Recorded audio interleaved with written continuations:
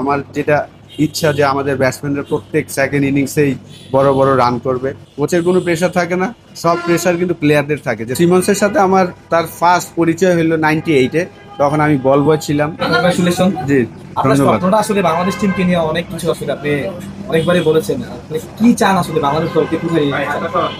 ধন্যবাদ। অবশ্যই প্রত্যেকটা মানুষেরই একটা স্বপ্ন থাকে। যেহেতু আমি ক্রিকেট খেলা শেষ হওয়ার পরে আমার সেকেন্ড লাইফটা আমি বেছে নেওয়ার চিন্তা করেছিলাম যে ক্রিকেট কোচ হব। যেহেতু আমার লাইফে আমি অনেকগুলো ভালো ইনিংস আছে এবং খারাপ ইনিংসও আছে, তো এই জিনিসগুলা আমি শেয়ার করতে চাই। এই কারণেই আসলে আমি কোচিংয়ে আসতে চেয়েছি। 3 বছর আগে যখন একটা অপরচুনিটি এসেছিল লেভেল 3 কোচিং কোর্স হবে আবুধাবিতে, তো বুলুল ভাই আমাকে ফোন দিয়ে বলেছিলেন যে লেভেল 3 একটা কোর্স হবে, তুই চলে আয়। তো আমি নিজের খরচেই গেলাম এবং লেভেল 3 কোচিং কোর্সটা করলাম। তো লাস্ট 2 বছর ধরে আসলে আমি রংপুর রাইডার্স আমাকে একটা বড় ব্রেক দিয়েছে গ্লোবাল T20 টুর্নামেন্টে কাজ করার। সেখানে আমরা গিয়ে চ্যাম্পিয়ন হলাম। তারপর তো বিপিএল, ঢাকা প্রিমিয়ার লিগ, মেয়েদের ঢাকা প্রিমিয়ার লিগে গুলশান ইউথের হয়ে কাজ করেছি এবং কয়েকটা একাডেমিতেও কোচিং করিয়েছি। তার মাঝে মাঝে আবার আমি ক্রিকেটও খেলতাম। আসলে আমি খেলাটা এত লাভ করি, আমি ছাড়তে পারছিলাম না। তো ইংল্যান্ডে আমি লাস্ট 2 বছর ক্রিকেটও খেলেছি। তো আমি, সবারই একটা মানুষের স্বপ্ন থাকে যে বাংলাদেশের হয়ে কাজ করার। তো যেহেতু আমি ক্রিকেটের মানুষ, আমার একটা অপরচুনিটি এসেছে। আজ ক্রিকেট বোর্ড আমাকে একটা অপরচুনিটি করে দিয়েছে আয়ারল্যান্ড সিরিজে কাজ করার। তো টিমটাকে দেখতে চাই অবশ্যই। যখন খেলতাম তখনও দেখতাম যে একটা ভালো জায়গায় ওয়ার্ল্ড চ্যাম্পিয়ন হব, ভালো কিছু করব। তো এখন যেহেতু কোচিং লাইনে এসেছি, আমার যেটা ইচ্ছা যে আমাদের ব্যাটসম্যানরা প্রত্যেক সেকেন্ড ইনিংসেই বড় বড় রান করবে, এটাই আমার ইচ্ছা। এবং কারণ আমাদের যে টিম, যে প্লেয়ার, সবাই কিন্তু খুব ট্যালেন্টেড এবং আপনার এক্সাইটিং ক্রিকেটার, পারফর্মার। সবাই কিন্তু পারফর্ম করে হয়তোবা 2 ম্যাচ 3 ম্যাচ পর পরই। তো সেটাই কিভাবে ধারাবাহিকভাবে আমি করতে পারিনি আমার লাইফে, কিন্তু তারা কিভাবে করবে সেই জিনিসটাই আমি শেয়ার করার চেষ্টা করব এই সিরিজটা। একটা সময় প্লেয়ার হিসেবে ড্রেসিং রুমে বেরোচ্ছেন, এখন কোচ হিসেবে মানসিক পার্থক্য আসলে দেন প্লেয়ার হিসাবে ঢুকলে বেশি প্রেশার, কারণ আপনার পারফর্ম করতে হবে। সবাই পুরা 18 কোটি মানুষের সামনে আপনার ব্যাটিং বোলিং এর পারফরমেন্সটা জাজ করে। কোচের পারফরমেন্সটা আসলে টিম রেজাল্ট না করলে তখন হয়তোবা কোচের জাজমেন্টটা আসে যে আসলে টিম ভালো করছে না, এই কোচ ভালো না।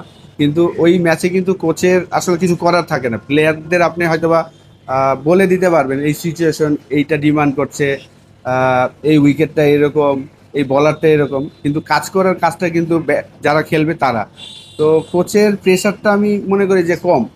কোচের কোনো প্রেশার থাকে না, সব প্রেশার কিন্তু প্লেয়ারদের থাকে যে তারা কিভাবে পারফর্ম করবে ওই জায়গাটায়। তো ওই প্লেয়ারদের পারফরমেন্স বের করাটা হলো কোচের একটা বড় কাজ। তো সেইটাই আমি চেষ্টা করব যে তারা যেন তাদের বেস্টটা দিতে পারে এবং কিভাবে দিবে সেই জিনিসগুলো হয়তো বা তাদের আমি বলার চেষ্টা করব। সিমন্সের সঙ্গে আপনার একটা মনে হয় অনেক আগে থেকেই একটা রিলেশন আছে, ওইটা যদি একটু শেয়ার করতেন। আর ওই রিলেশনটা এখানে আপনার কিভাবে হেল্প করতে পারে বলে আপনার? দেখেন, আমাকে যারা চিনেন সবাই আমি জানি যে আমার সাথে সবারই খুব ভালো সম্পর্ক। যেহেতু আমি খেলাটা প্রচুর ফলো করি, তো সিমন্সের সাথে আমার তার ফার্স্ট পরিচয় হলো 98-এ। তখন আমি বল বয় ছিলাম। West Indies team runners up হয়েছিল, সাউথ আফ্রিকা চ্যাম্পিয়ন হয়েছিল উইলস কাপ। তখন থেকেই যেহেতু আমি বল বয় ছিলাম, তাকে আমি লেগ স্পিন করেছিলাম একটা বল আর কি নকিংয়ের সময়। সেকেন্ড বলটা আমি গুগলি করেছিলাম। তো সে গুগলিটা রিড করতে পারে নাই এবং তাদের টিমে রয়্যাল লুইস ছিলেন লেগ স্পিনার। সে আহ, সাথে সাথে রয়্যাল লুইসকে নিয়ে এসে আমার সাথে বলছে যে এভরি ডে তুমি ম্যাচ শেষে তার সাথে ½ বোলিং করবে, আমার থেকে যেন গুগলিটা শিখে। তো সেই থেকে আসলে ফিল সিমন্সের সাথে আমার সম্পর্ক। তারপর ন্যাশনাল টিমে খেললাম, তা সে কোচ ছিল ওয়েস্ট ইন্ডিজ টিমের। তো তার সাথে সম্পর্কটা ওইভাবেই আসলে ক্লোজ। আসলে ভাই মানে সিচুয়েশনটা এখন এমন বাংলাদেশের ব্যাটসম্যানরা ধারাবাহিকভাবে স্পেশালি মিডল অর্ডার নিয়ে অনেক বেশি কথা হয়, সাথে বড় মিডল অর্ডার আছে। এইটা আপনার জন্য একটু চ্যালেঞ্জিং হবে সামনে যেহেতু ওয়ার্ল্ড কাপও আছে। যেহেতু ফার্স্টে আমাদের টেস্ট ম্যাচ, আর টেস্ট ম্যাচের টিমটা যদি দেখেন যে আমি বলবো যে খুবই এক্সপিরিয়েন্স এবং পারফর্মার সবাই টিমে আছেন। মুশফিক অলরেডি 98 টেস্ট ম্যাচ খেলে ফেলেছেন, মমিনুল 70+ টেস্ট খেলেছেন, শান্ত, লিটন, মিরাজ তারা অলমোস্ট 10-12 বছর ধরে খেলছেন। তো টেস্ট টিমের ব্যাটিংটা আমি মনে করি যে খুব এক্সপিরিয়েন্স, এবং তারা যদি তাদের বেস্টটা খেলে অতটা সমস্যা হবে না আমি আশা করি। আর পরে হয়তো T20 নিয়ে আমি আপনাদের সাথে আলাপ করব, যেহেতু ফার্স্টে টেস্ট ম্যাচে আমি বিশ্বাস করি যে আমাদের প্লেয়াররা বড় বড় ইনিংস উপহার দিবে আপনাদের। বলছিলেন যে মুশফিক 98 টেস্ট খেলেছে, অন্যান্য দেশে যদি আমি দেখি সব দেশেরই কিংবদন্তি প্লেয়ার বা বড় বড় প্লেয়ারদের নামে বিভিন্ন স্ট্যান্ড থাকে বা যে কোনো গেটে থাকে, কিন্তু আমাদের দেশে এমন কোনো কিছু নেই। মুশফিকের 100তম টেস্ট খুব কাছে, মিরপুরে কি মুশফিকের নামে কোনো স্ট্যান্ড করা উচিত কিনা আপনার কাছে কি মনে হয়? এবং অ্যাজ আ বাংলাদেশি প্লেয়ার 100টা টেস্ট খেলা, আপনি যখন টেস্ট শুরু করেছেন তখন কি আপনি ভেবেছিলেন যে একজন বাংলাদেশি ক্রিকেটার 25তম বছরে এসে 100টা টেস্ট খেলবে, বা মুশফিকের 100 টেস্ট কেমন? ফার্স্ট অফ অল আমি বলবো যে আমি নিজেরা খুব ভাগ্যবান মনে করছি, আল্লাহ আমাকে এমন সময় এই সুযোগটা করে দিয়েছেন। কারণ মুশফিকের ডেবিউ ম্যাচে আমি ছিলাম ড্রেসিং রুমে লর্ডসে, এবং মুশফিকের 99 এবং 100তম টেস্টও ইনশাল্লাহ আমি থাকবো। তো এই কারণে আমি নিজেকে খুব ভাগ্যবান মনে করি, এবং মুশফিককে সেই ছোটোবেলা থেকে যেহেতু আমি দেখেছি, একমাত্র ক্রিকেটার যে তার ডিসিপ্লিন ছিল বলেই সে 20 বছর ধরে খেলছেন। আমার ব্যক্তিগত মতামত যে আসলে বাংলাদেশের সামনে ফিউচার বলেন এখনও যারা খেলছে সবাই যদি সবাই আসলে মুশফিকের রোল মডেল হিসাবে দেখা উচিত, এবং সে কিভাবে এই জায়গাটাতে আসছেন। জাস্ট একটাই ডিসিপ্লিনে কি হতে পারে, খাবার, ঘুমানো, প্র্যাকটিস, এই জিনিসগুলো যদি আপনি প্রপার ডিসিপ্লিন করেন আপনার লাইফে, তাহলে এই জিনিসটা সম্ভব। তো অবশ্যই আপনি যেটা বললেন যে স্ট্যান্ড না, অনেক কিছুই আসলে মুশফিকের বাংলাদেশের প্রথম ক্রিকেটার হচ্ছেন যে 100টা টেস্ট খেলবেন, এটা বিরাট একটা গর্বের বিষয়। এবং শুধু সে একটা ফর্মেট না, 3টা ফর্মেটই কিন্তু বাংলাদেশকে নেতৃত্ব দিয়েছেন, খেলেছেন, এখন একটা ফর্মেট খেলছেন, এবং বাংলাদেশের হয়ে প্রথম ডাবল সেঞ্চুরিয়ান, 3টা ডাবল সেঞ্চুরি আছে, একটাতে 175, 190, মানে 2013-র পরে সে সেঞ্চুরি করলেই বোঝা যাচ্ছে যে সে বড় বড় স্কোর করেন। তো আশা করবো যে আয়ারল্যান্ড সিরিজও 2টা টেস্ট ম্যাচে যদি সে স্টার্ট পায় সেটা বড় করবেন, এটাই আশা থাকবে। ভালো ফর্মেও আছে, কারণ NCL-এর সেকেন্ড ইনিংসে 100 করেছেন। তো অবশ্যই যারা আমাদের লিজেন্ড তাদের জন্য শুধু স্ট্যান্ড না, অনেক কিছুই করা সম্ভব। আচ্ছা ভাই, বড় একটা দায়িত্ব পেয়েছেন এবং আপনি দায়িত্ব পাওয়ার পর যতজন সাবেক ক্রিকেটার আপনার সমালোচনা করছেন, তো সব মিলে একটা বড় চাপ, বাংলাদেশের ব্যাটিং ব্যর্থতা, এই চাপটাকে নিয়ে কিভাবে কাজ করবে, চাপের সমাজ কাজ করবে? আমি দেখেন, যার যার ব্যক্তিগত মতামত দিতেই পারে, এটা নিয়ে আমার কোনো বলার কিছু নাই, কারণ তার সাথে সে আমার আন্ডারই খেলেছেন আমি যখন ক্যাপ্টেন ছিলাম, এবং সে মানুষ হিসাবে ভালো, এটা আমি জানি। ওইটা বিষয় নিয়ে আমার কোনো বলার কিছু নাই। চাপ তো থাকবে, দেখেন আপনি যে কোনো সেক্টরেই যাবেন আপনার চাপ থাকবেই। আপনি রেজাল্ট ওরিয়েন্ট কাজ করতে গেলে অবশ্যই আপনাকে চাপ সহ্য করতে হবে, এবং যেহেতু আমি 13 বছর ইন্টারন্যাশনাল ক্রিকেট খেলেছি, এই চাপ আমি অনেক সহ্য করেছি, এবং আমার লাইফে যে একটা ঘটনা হয়েছিল সেই চাপ থেকেও কিন্তু আমি ফিরে এসেছি। তো এই বিষয় নিয়ে আমি আসলে এত ওয়ারিড না। আমি জাস্ট যেখানেই যাই আমি অনেস্টিভাবে কাজ করার চেষ্টা করি, এবং আমার 100% দেওয়ার চেষ্টা করি প্রত্যেকটা জায়গায়। যারা আমাকে চেনে সবাই জানে যে আমি যে কোনো কাজই আমার 100% দেওয়ার চেষ্টা করি, এবং সেটাই দেওয়ার চেষ্টা করব। আসলে মানে একটা সিরিজ যদি হবে আয়ারল্যান্ডের জন্য, এটা তো একটা বড় চ্যালেঞ্জ।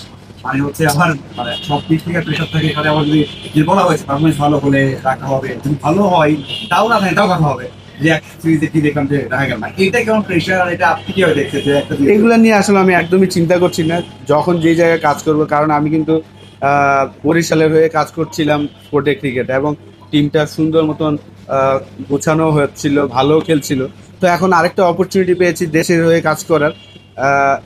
এক ম্যাচের জন্য কাজ করতে পারাটাই তো বড় বিষয়। এখন আমাকে পুরো একটা সিরিজ দিয়েছেন, আমি চেষ্টা করব জাস্ট যখন যেই কাজটা পাবো সেই কাজটাই যেন আমি বেস্টটা দিতে পারি।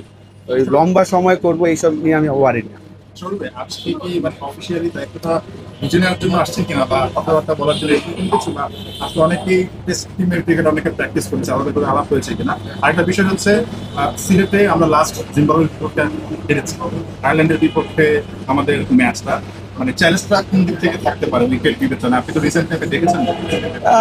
হ্যাঁ, সিলেটে আমরা T20 খেলেছি, তো ডেফিনেটলি ডিফারেন্ট কন্ডিশন অন্য অন্য জায়গা থেকে, বিশেষ করে উইকেটটা আমরা চাইলেই সেখানে বাউন্সি উইকেট বানাতে পারি, চাইলেই স্পিন উইকেট বানাতে পারি। তো এখন আমি ঠিক এটা বলতে পারবো না ম্যানেজমেন্ট কী চায়। চ্যালেঞ্জ তো থাকবে, ইন্টারন্যাশনাল ক্রিকেট খেলতে চাইলে আপনাকে চ্যালেঞ্জ ফেস করতেই হবে। তারপরে আমি বিশ্বাস করি যে আমাদের টেস্ট টিমটা খুবই চমৎকার, তারা যদি তাদের বেস্ট ক্রিকেট খেলে অতটা কঠিন হওয়া উচিত না। আজকে কি আজকে আসলে আমরা যারা টেস্ট টিম কালকে আমরা যাব, আমরা সবাই আমাদের লাগেজ নিতে এসেছি এখানে। সাবুল ভাই, সালাউদ্দিন ভাই যখন বাংলাদেশ ক্রিকেট টিমের ব্যাটিং কোচের দায়িত্বটা নিয়েছিলেন, তখন তিনি বলেছিলেন অন্যান্য দেশি কোচদের জন্য তিনি একটা মানে টিয়া তৈরি করে দিয়েছিলেন, চান বুঝছেন। তো এখন আপনি যে ব্যাটিং কোচে আসেন, যে কোনোভাবেই সালাউদ্দিন ভাই মানে তিনি পদত্যাগ করেছেন, আপনি যদি আপনাকে নিয়ে যদি এইভাবে আলোচনা সমালোচনা হয়, আপনার জন্য চ্যালেঞ্জটা কতটুকু? মানে কি আলোচনা? এই যে সামাজিক যোগাযোগ মাধ্যমে সালাউদ্দিন ভাই নিয়ে প্রচুর আলোচনা সমালোচনা। এটা তো ভাই এখন আসলে 2012-13 থেকে শুরু হয়েছে যে আসলে প্রত্যেকটা মানুষের জন্যই কঠিন লাইফটা। আগে যতটা সহজ ছিল, আমরা যখন খেলতাম আমরা ওয়েট করতাম কিন্তু রাত 8টা রাত 10টার নিউজের জন্য, সকালবেলা নিউজ পেপারের জন্য। এখন কিন্তু এভরি সেকেন্ডেই নিউজ হয়ে যাচ্ছে যে আপনি কী করছেন না করছেন। তো এটা তো অবশ্যই প্রত্যেকটা মানুষের জন্য কঠিন। তো আমার একটাই আশা থাকবে আপনাদের কাছে যে আপনারা অবশ্যই সমালোচনা করবেন, কিন্তু একটু রয়ে সয়ে করলে ভালো আমার কাছে মনে হয়, কারণ সবাই চায় বেস্টটা দিতে। তো সেই জায়গা এই সমালোচনাটা হবে, এটা আমি জানি, এটা স্বাভাবিক, এটাই লাইফ। আপনি ভালো করলে আপনাকে আকাশে উঠাবে, খারাপ করলে নিচে নামাবে, এটাই লাইফ। তো এইখানে আপনার ওইটা নিয়ে ওয়ারিড না হয়ে জাস্ট আমি আমার কাজটা করার চেষ্টা করব।